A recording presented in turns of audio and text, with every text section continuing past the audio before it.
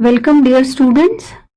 So in continuation with the last class where we have finished some topics of general microbiology like bacterial identification, and after that we finished bacterial genetics. So last topic of the general microbiology, today we will start with the antimicrobial resistance and then we will see the bacteriology topics. Okay, so today we will start with antimicrobial resistance, which is very important for all the bacteria, whether it is gram positive bacteria or gram negative bacteria. Today we will see the various mechanisms of development of drug resistance in these bacteria. Then we will start the particular bacteriology topics. Okay, so we will see antimicrobial resistance. Okay, instead of antibacterial resistance we generalized it as. So let's start the topic antimicrobial resistance, because it is the resistance pattern is same, be it a bacterial or against a viral, fungal or other pathogens. Okay, so we will see the various mechanisms of antimicrobial resistance.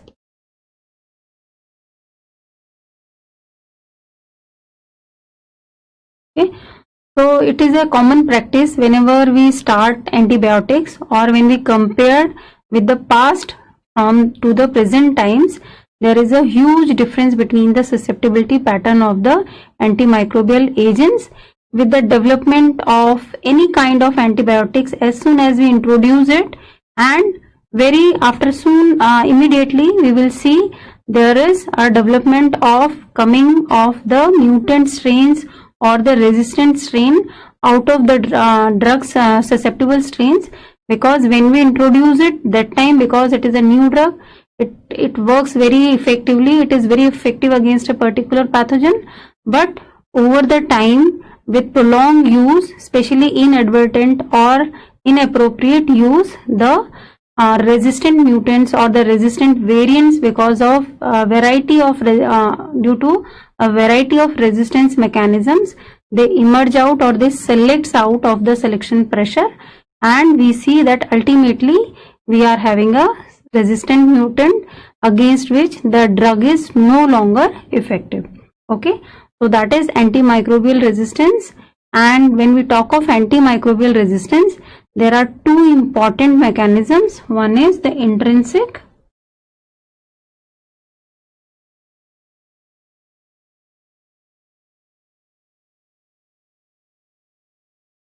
and the other is acquired resistance.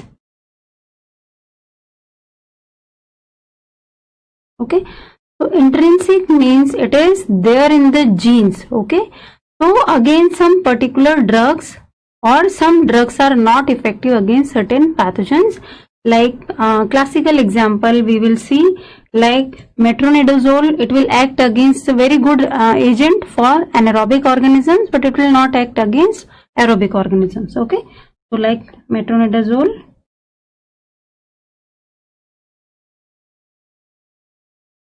for aerobic organisms.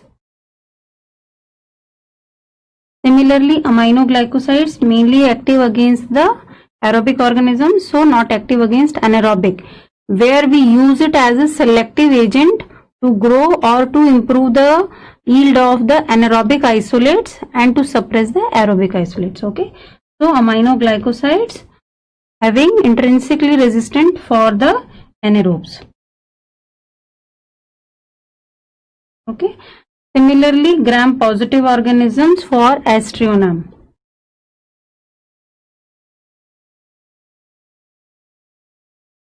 And similarly vancomycin, which is mainly active against gram positive organisms. So we will see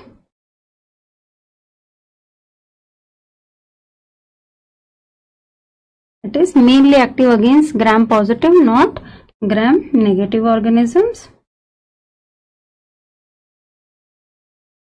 Next is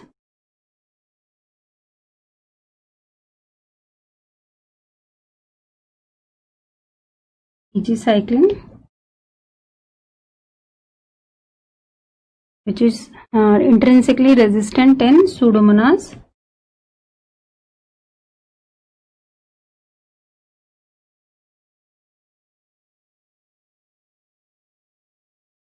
Similarly, many other drugs like cephalosporins or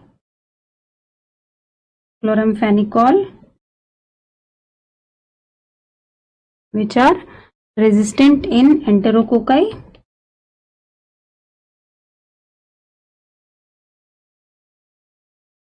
and polymyxin B,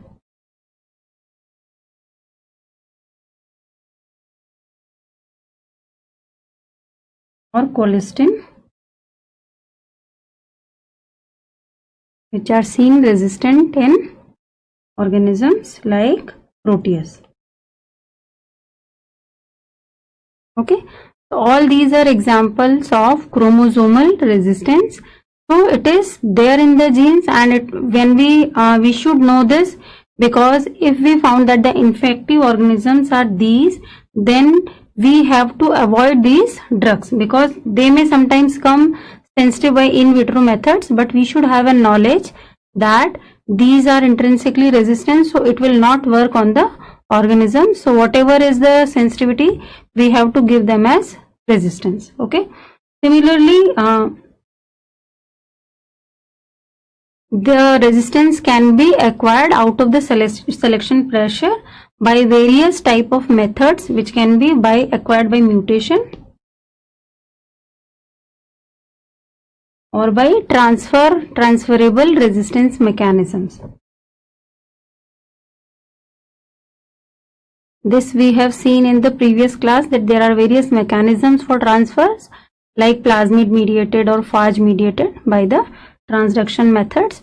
So these are important methods, and we will see one by one the various methods of the resistance or development of antimicrobial resistance and other methods. Okay, so we will see the important methods responsible for antimicrobial resistance. So when we see methods of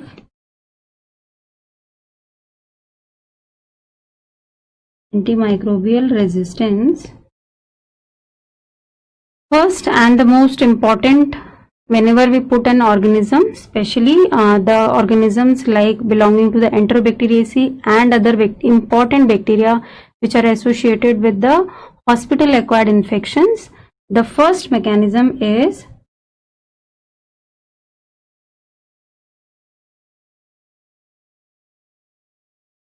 because certain organisms, when we start the organism on drugs, they will not allow the drug to penetrate. Okay, so non-penetration of drug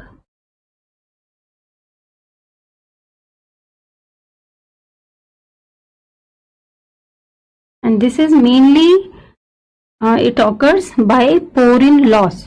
Okay, which are the small channel like structures through which the drug enters inside the organism. So it is mainly by porin loss. Okay, and it is classically seen in bacteria like Pseudomonas,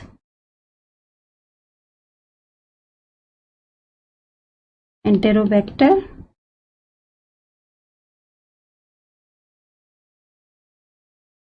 Heterobacter,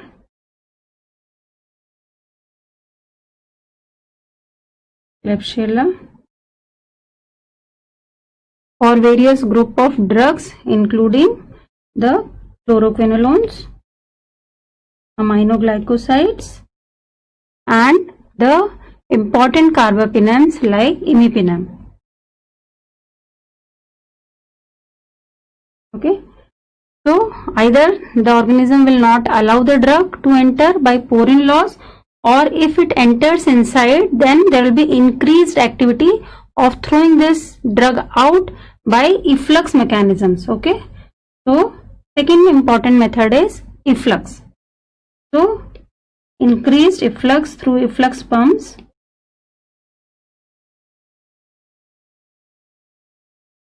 Okay, and this is also seen in various gram positive and gram negative organisms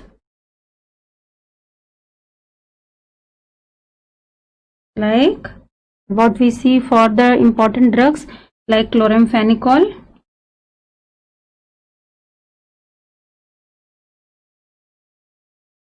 tetracyclines, macrolides, and for fluoroquinolones.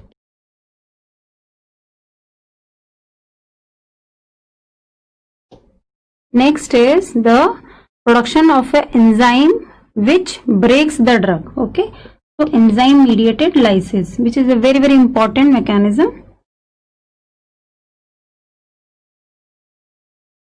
Okay, so this is classically seen in various drug modified mechanism like aminoglycoside modifying enzymes, again which is seen in various gram positive and negative bacteria, and like other enzymes which break the drugs like beta lactamases, which are very, very important prototype of a drug breaking enzyme, beta lactamases. Okay, which break the beta lactam ring of the beta lactam group of drugs, and this way it will not be binding or it will not be exerting its effect, due to which the organism is affected. Okay, and the another mechanism is the change or alteration of the binding site. By altering the binding site, and again this is these last two are very, very important mechanisms classically seen in various group of gram positive and gram negative bacteria. Okay, so like the penicillin, production of penicillin binding proteins 2A, which is classically seen in resistance for MRSA. So it is classically seen in the drugs like for MRSA or methicillin resistant organisms. Okay, so here what happens is the organism starts coding another protein which binds with the beta lactam drugs. Okay, so normally it codes for penicillin binding proteins, normal proteins. The altered one is penicillin binding protein 2A, okay, which is coded by MEK-A gene in Staph aureus. Okay, and this is having a low affinity for the binding of the drugs. Okay, so these penicillin binding proteins 2A, they have a low affinity for binding methicillin or similar drugs,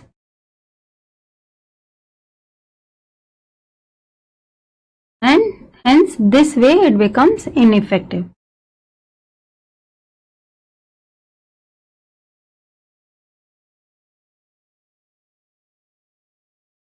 Okay, similarly the mechanism for vancomycin resistance seen in vancomycin resistant enterococci. Okay, so here we classically see that in these organisms the vancomycin, it binds with the cellular polypeptide, that is alternating units of D-alanine. Okay, to this polymer of the cell wall the vancomycin binds and exerts its effect. Okay, where it inhibits the polymerization of the cell wall, and this way it inhibits the cell wall and hence it kills the organism. But what happens over a period of time, or due to the effect of drugs or in the resistant strains, what happens is this polymer, which is made up of unit D-alanine, it is changed to other types, that is D-alanine, D-lactate or serine.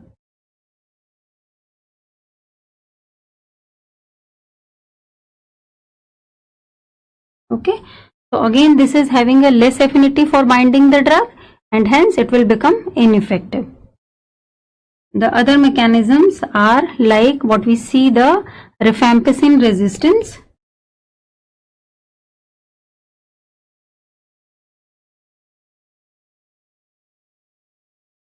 because classically it is seen in Mycobacterium tuberculosis.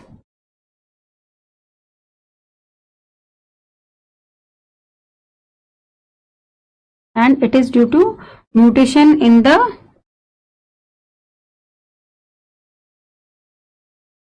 RNA polymerase gene.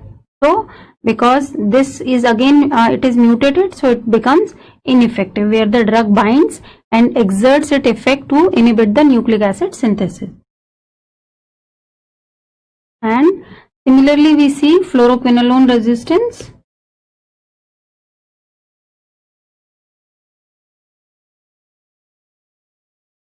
By the mutation which occurs in the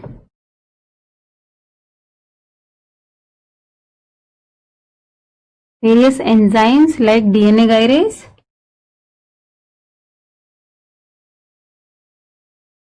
or topoisomerase.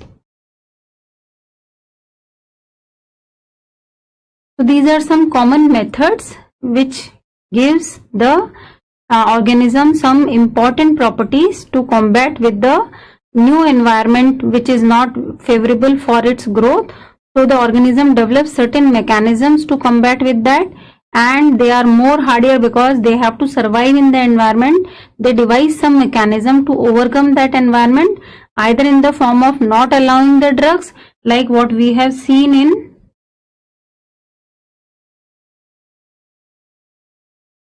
the first mechanism, that is like for drugs fluoroquinolones, aminoglycosides, imipenem in the important organisms like Pseudomonas, Enterobacter and Klebsiella, and they will not allow the drug to enter by porin loss, which are the small channels through which the drug comes inside.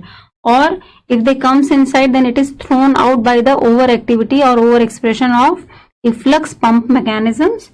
Okay, so increased efflux pump mechanism, which is classically seen both in the gram positive and gram negative bacteria, and this mechanism is very important for ineffectiveness of certain drugs like the chloramphenicol, tetracyclines, macrolides and fluoroquinolones. And then similarly we see that if the drug comes inside, it is broken down by various type of enzymes. Classical is the production of a beta lactamase and aminoglycoside modifying enzymes like the adenyl transferases or acetyl transferases. And beta lactamase enzyme, it is very classical example, which is a prototype and which classically mediate the penicillin resistance.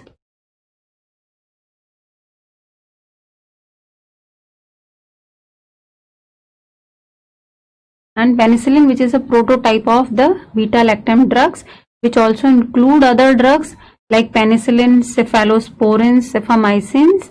These are all examples of beta lactam drugs. Or they may alter the binding site, be it a cell wall or the inside the nucleic acid or enzymes which are modified or mutated, which becomes mutated in the presence of drug, so as to not effectively work against the organism, or ultimately the inhibition of the organism either by the inhibition of cell wall synthesis or protein synthesis or nucleic acid synthesis. Protein synthesis, it is classically inhibited by various drugs like the tetracyclines and aminoglycosides. So all these are inhibited in the presence of drug by these mechanisms, and hence this way the drug will not be effective. Okay, so these are the important mechanisms of the drug resistance what we have seen. So we should know this. And as far as beta lactamases are concerned, because as the particular type of resistance we will see along with the organisms, but beta lactam, it is the most broad spectrum because it is a broad spectrum group.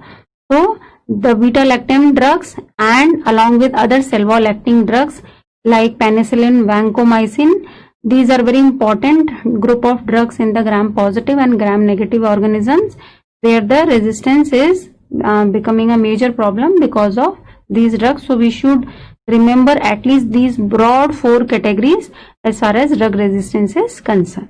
Okay.